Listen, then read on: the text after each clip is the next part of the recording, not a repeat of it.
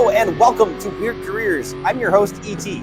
All over the globe, yeah, it's round. People get up and go to work, but there are some fun and unusual ones that are out there, and I'm here to explore them. Please join me on my journey across the globe to dive deep into these jobs.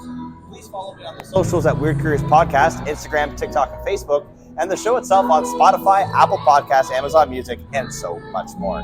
If you think you have a weird or interesting job, stay tuned to the end of the show to find out how to get a hold of us.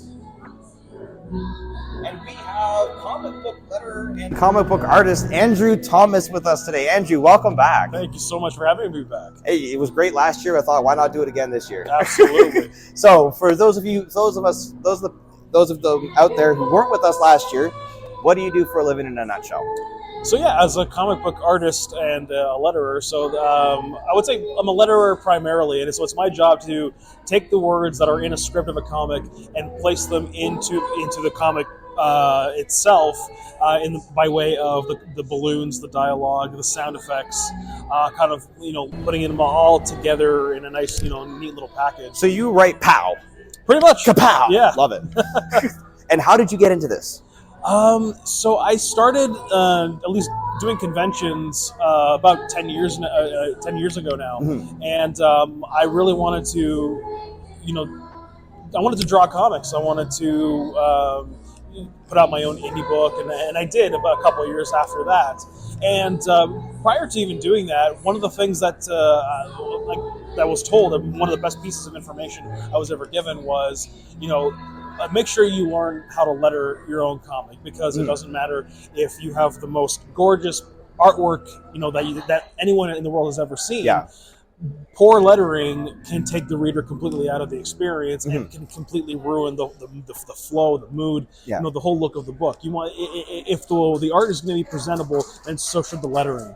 So I'm like, okay, wow. So I studied, Blambot, Comic Craft, all the essentials, so to speak, and I put that into practice in my first indie title, which was called Posthuman.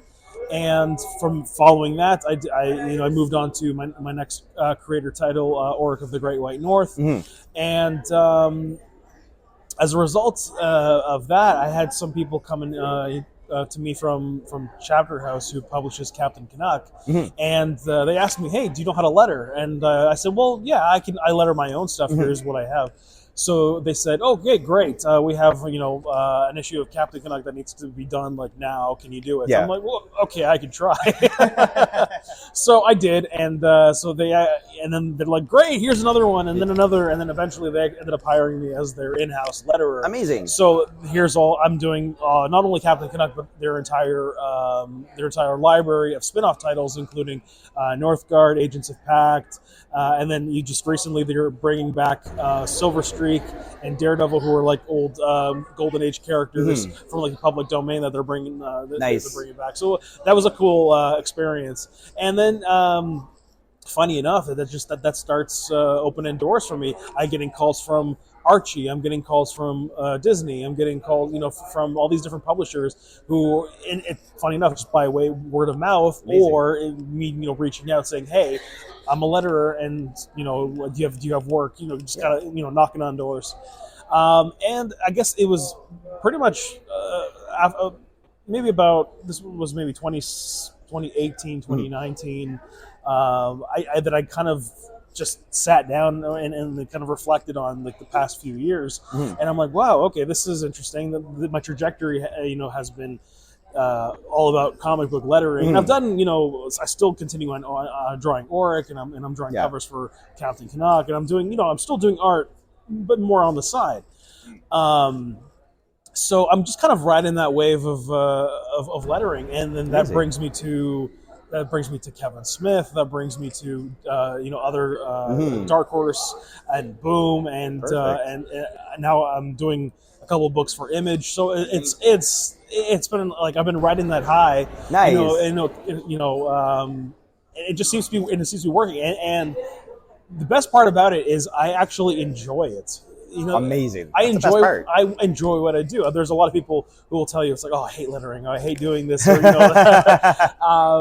So I actually enjoy it, and even to this day, I'm still perfecting the craft. I'm still learning how to be more efficient, how to how to make it better, how to be more think more outside the box and be creative and stuff like that. So it's been a wild ride so far, I'd say. No kidding. Now, speaking about opening doors, and you just mentioned Kevin Smith. When we talked last year, you were just starting a project with Kevin. Yep. Now, how's that? Tell us about that. How's that going? Oh, it's been fantastic. I mean, it's like people who, if you've seen Kevin, or if you've even met him, or if you've heard of him, he's exactly as what you would picture. Nice. He is down to earth. He's he's charming. He's funny. And most importantly, he's friendly, and he adores the fans, and he loves interacting with people. So getting to not only talk to talk to him, but also to work with him has been a very it's been a very I'm blanking on the word right now, but it's been a very interesting experience. Only because in most cases, when you're working on a book, I'll do a draft, and then I'll submit it to a publisher and through the editor, and then they'll kind of get back to me with feedback. In Kevin's case, he's like, "No, I want you to send it to me directly." That's so cool. In addition to the editor, so I'm like, "Okay, here's." So I text him, and it's like, "Well, here it is. Here's the draft," and he'll come back and he'll give me his feedback and a very few notes, and very easy-going. So it's awesome. It's been. I'm still blanking on that word, but surreal. I think that's the word. It's been a long day. I understand. So it's been a very surreal experience, and I just ever since then it's just been kind of like I've been on cloud nine. So. Yeah. No, so it's absolutely surreal, and there'll be times where he'll text me and he'll say, "Hey, do you want to do a cover?" And I'm like, "Yeah, absolutely." And so getting to shoot the shit, so to speak, with him, going back and forth and hearing his thoughts and feedback on my work, it's been pretty cool too. Yeah. But also getting to connect him with people. Just recently, I got him connected with the folks at Capcan Comics. They in Brantford. They are primarily an online based retailer, and they're doing fantastic work and they move a lot of product. I would say they're Canada's premier online comic retailer. So we had an idea that I pitched to Kevin. I said, "Look, these guys they work primarily online, and Kevin's exclusives with Secret Stash Press are only available in the U.S., especially in the lower 48." So I said, "Well, why don't we take your books, bring it to Capcan, and then they can, distribute it within Canada, and now everybody has, access to it. That's everybody's making money, So he's like, "That's a fantastic idea." And literally the next day, all of us were in a Zoom call. Oh yeah, that's cool. Yeah, and the two folks, Jaden and Warren, they're actually a father-son team who own the business. Oh, wow. And they were absolutely fantastic. So.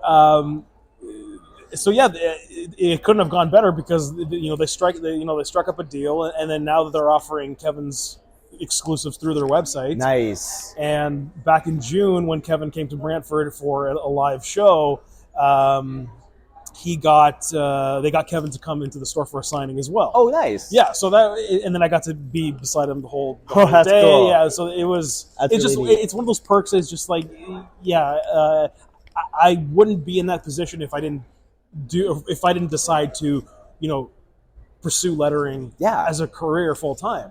So it's just it's very, I would say, very weird as on brand. It is a very weird, odd set of circumstances. Yeah. But if I didn't pursue lettering, then I wouldn't be where I am. I don't think. That's amazing. It's amazing to look back and think, if I didn't make that step, I wouldn't be anywhere near it. It's always interesting to look back, right? Now, your work often features very distinct art styles. Describe your creative process in creating and how you create like a comic book cover. A style or the way I approach a book really depends on the project itself. I think each project is unique and it calls for a different thing. Yep. I don't think I have a one particular style set. I think I'm still kind of refining it as the years go by. as opposed to like your creators like Jim Lee or David Finch, Greg Capullo. Some of my favorite artists have their own unique, defined style. And mind you, they've been at it for years and years at this point. But I think with me, I like to approach it differently. I like to look at the project and just kind of dissect it a bit by the mood. So Nice. it also depends on how I feel. Do I feel like wanting to do something more cartoony or abstract, or I want to do it a little bit more refined? Like I would say my style on Auric is different than if I were to do a cover for Quick Stops or for Star Trek. You've just designed a Star Trek cover, and it's huge for you. It's a big deal. Yeah. And I have the cover right here.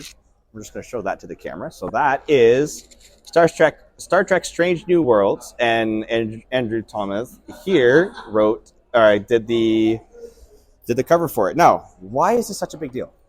It's a big deal for me because I'm a huge Trekkie. Nice. I'm a huge Trekkie. Yeah, I don't remember a time in my life without Star Trek. Like it's been ingrained, for as long as I can remember. I remember watching it on Space Channel 50. Yep. At 11 o'clock. They would do Star Trek and then TNG, and they would have like a Star Trek lineup. It'd be TOS, TNG, Deep Space Nine, and then a new episode of Voyager. Yep. Yep, that's right. It was either that. It depends on how I felt. So either that or watching The Price is Right. Right? Yes. So this is a big deal. It's a big deal. Star Trek's been a huge part of my life, and that was a bucket list item. I knew that in one way, shape, or form, I wanted to work on a Star Trek book. Yeah. And actually, and to go back to Capcan, it's actually because of them that I got the opportunity. So we spoke to Capcan and spoke to IDW, and we pitched them the idea, and they're like, "Yeah, let's do it." Yeah, and so I had there exists a kind of like a mock-up online when I actually posted onto Twitter, and it's very similar. It's like the first draft of what that was. Okay. And I'm like, hey, just putting it out there. I'd love to do this. Here's, let's do a Star Trek cover. So, and then once we got the ball rolling, I ended up kind of redoing it and refining it, and also going back to style. It's like because that was way more cartoony, like Hanna-Barbera-esque style, and then this one is a little bit more refined. I really like it. I really love the artwork of it. It's very unique. And I think it really captures Star Trek Strange New Worlds very well. It captures the characters. I think you've done a really great job on that. Thank you. Thank you so much. All right. Let's talk about AI. Oh. How has it impacted you?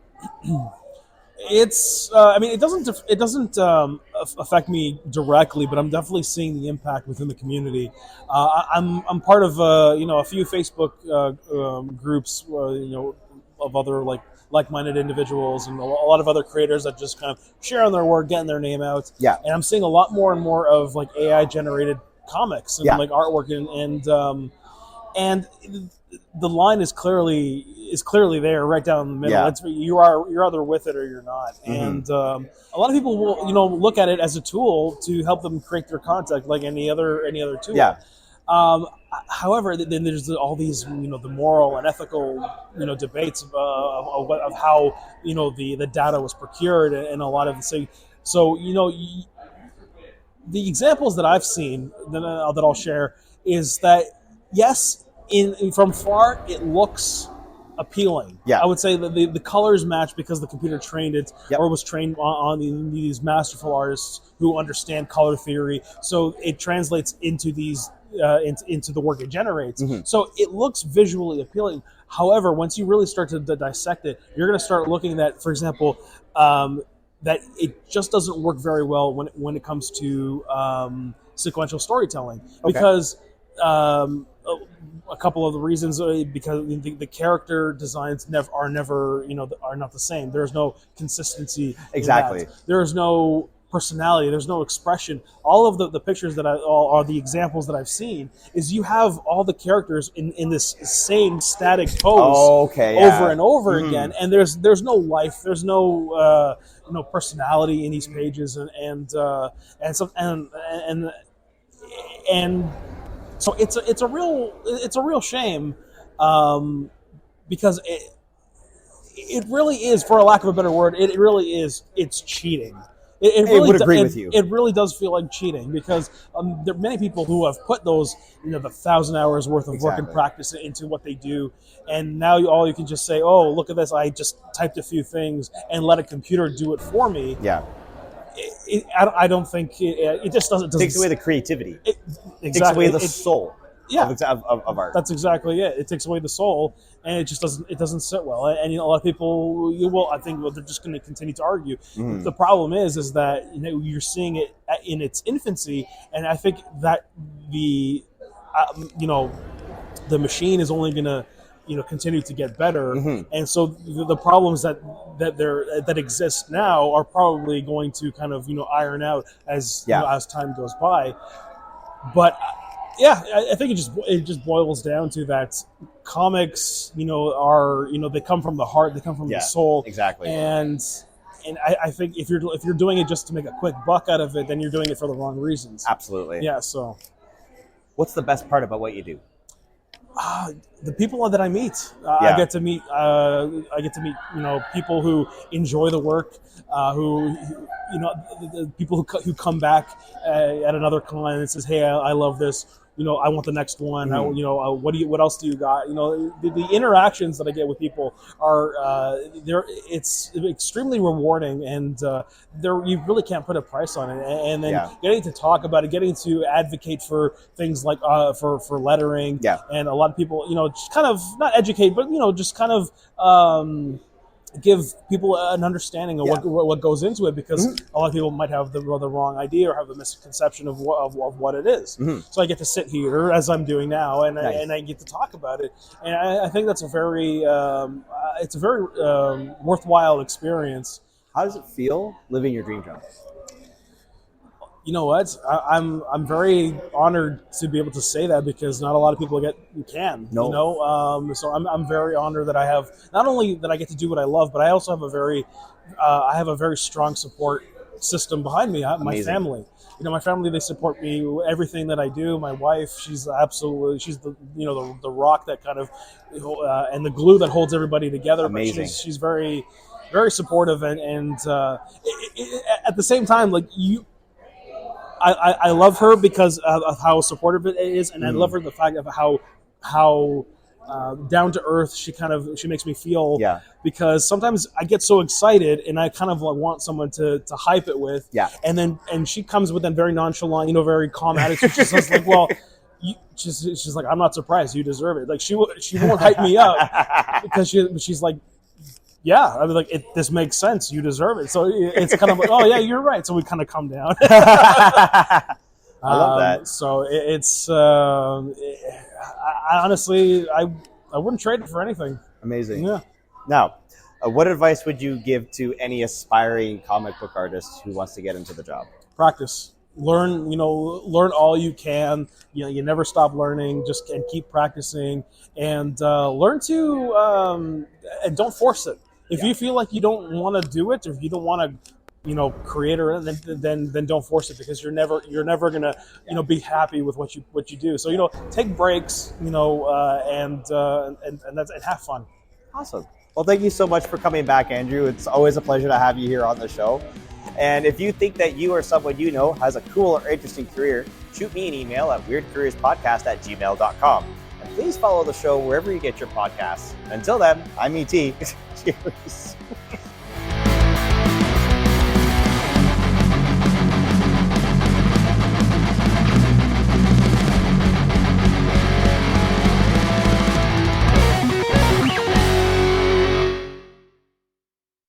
I don't see. I'm part of a few Facebook groups that, and people are starting to share their AI. So I need to pause. Lou Ferrigno just walked by. Sorry, I needed to say that. He's right.